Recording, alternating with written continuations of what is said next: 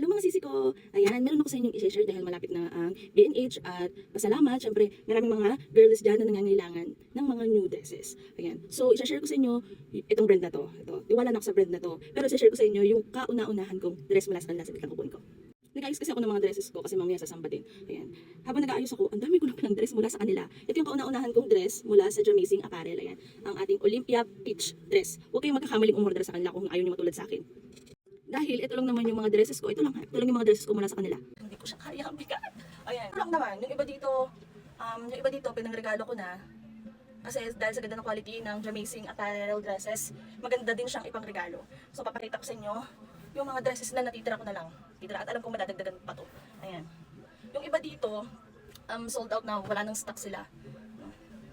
Ayan. Kung alam, hindi ko natanda yung mga pangalan sa dami eh. O, ayan. Ito one.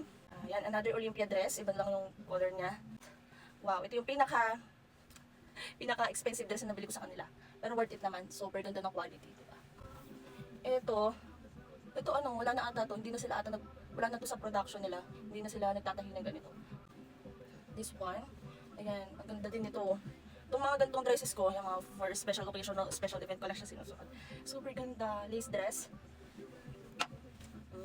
Ito alam ko meron pa to ngayon. Meron pa sila nito ngayon. Ayan, super ganda. Super ganda nito. Isa din sa favorite ko to. Ayan. Ito talaga.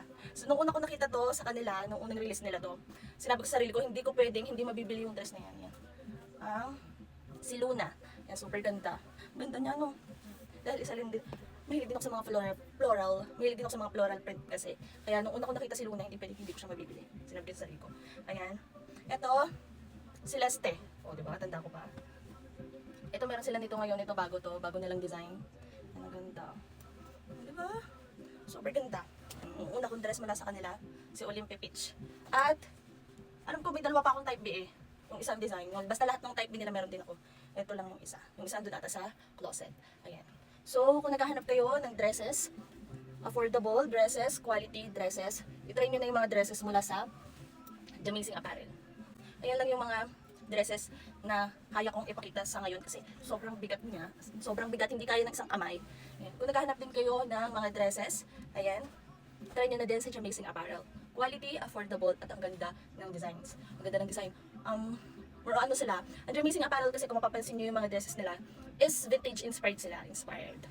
Vintage inspired yung kanilang mga dresses. Kaya kung ikaw ay katulad ko na mahilig sa mga vintage, try mo na sa Jamazing Apparel.